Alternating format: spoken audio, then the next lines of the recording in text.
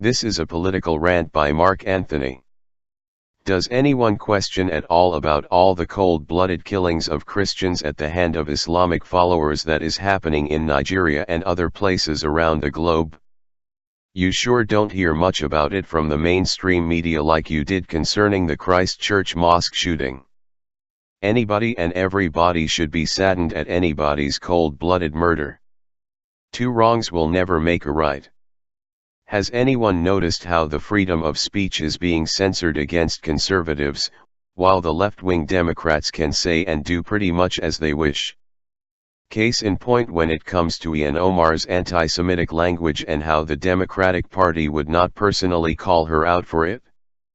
While Ilhan Omar and the rest of the left-leaning Democrats get a free pass to exercise their freedom of speech, but we have the brilliant Judge Jeanine Pirro asking a question concerning whether Omar is going to adhere to the Constitution or adhere to Sharia law, that goes against our Constitution.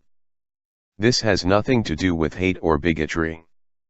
It is a legitimate question and one that should concern all Americans. However, Judge Jeanine was pulled, suspended or fired from Fox News, not sure yet exactly what her situation is concerning her position, but her show has not been aired since she asked the serious question concerning Omar. Here is her opening statement. You decide if the judge had her freedom of speech to deliver this opinion segment or not. So let me get this straight. She and her family flee war-torn Somalia, where 500,000 are killed during a civil war, then sent to a refugee camp in Kenya for 4 years. They are then resettled by our government in Virginia to enjoy the cornucopia of rights, privileges, and benefits the United States offers. The she is Congresswoman Ilhan Omar, who represents Minnesota's 5th Congressional District in Congress only about 2 months. But she's gotten attention far beyond Washington for her anti-Semitism. But as early as 2012, she tweeted, quote, "Israel has hypnotized the world. May Allah awaken the people and help them see the evil doings of Israel." Now, after an uproar in her home state, she apologized, pledging to learn more about anti-Semitism. Apparently, she did not. Once in Congress, she continued with her hate-filled anti-Semitic, anti-Israel tropes. First, in defending the BDS, or Boycott, Divest, and Sanction movement, calling for the boycott of events in Israel, and even for the eradication of Israel because of their so-called oppression of Palestine. Shortly thereafter, she tweets, "It's all about the Benjamins, baby." The Benjamins, of course, a clear reference to the $100 bill. Shortly after that, she continues her hate-filled rants, accusing another Democrat congresswoman of having a dual loyalty, pledging allegiance to Israel. She is clever, though, responding with, quote, "I am told I am anti-American if I am not pro-Israel," close quote. The House knew it had to take action.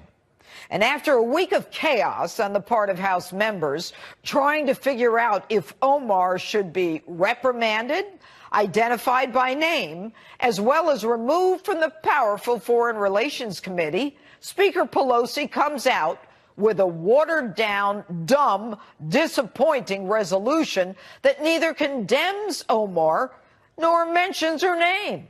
A simple, "We shouldn't hate each other." I don't think our colleague is anti-Semitic. I think she has a different experience in the use of words, doesn't understand that some of them are fraught with meaning that she didn't realize. Nancy, she speaks perfect English. She graduated from a college in the United States. You say she doesn't understand the words? Are you saying she's stupid? That she doesn't understand? then what the hell is she doing on the prestigious Foreign Relations Committee? She speaks fluently, using tropes which are figurative and metaphorical, understanding that those words create powerful images and verbal ironies. She is far from stupid. She is clear and pointed in her hatred. Her comments only critical of Jews and Israel. Not Italy, not Morocco, not North Korea, Israel. Now, the fact that you didn't have the backbone, grit, or gumption to draft a resolution that included her name tells me you're the stupid one. And if you don't understand, let me explain. Omar got you and all your pals to draft a watered-down resolution with a message we all learned in first grade. Don't hate anybody. Really? That took you bozos a week in the House? And yet you were so quick to admonish a white male Republican congressman accused of hate and strip him of his committee assignments. She then goes on to accuse respected members of Congress who support Israel, our strongest ally in the Middle East, of dual loyalty. What she's doing, Nancy, is starting a movement to shut down pro-Israel speech, making it politically incorrect. So when she comes up with her pro-Palestinian agenda, the pro-Israels are reticent to speak, because she's already proven that the Dems will not punish her. And talk about chutzpah, she takes a victory lap and in an unrepentant and unchastised tweet takes credit by saying, quote, "Our nation is having a difficult conversation, but we believe this is great progress." But she continues her disdain and contempt for Israel, America's chief ally, ignoring how Israel has assisted us advancing our interests in the Middle East, preventing victories by radical nationalist movements, as well as assisting us in intelligence gathering. She then goes on to slam Barack Obama, saying he's just another pretty face who got away with murder, caging kids and droning people in the Middle East. But she adds he is a bit more polished. My question, why the disdain for the government of the country that saved you and your family after you lived in a tent in Kenya for 4 years? Why the scorn?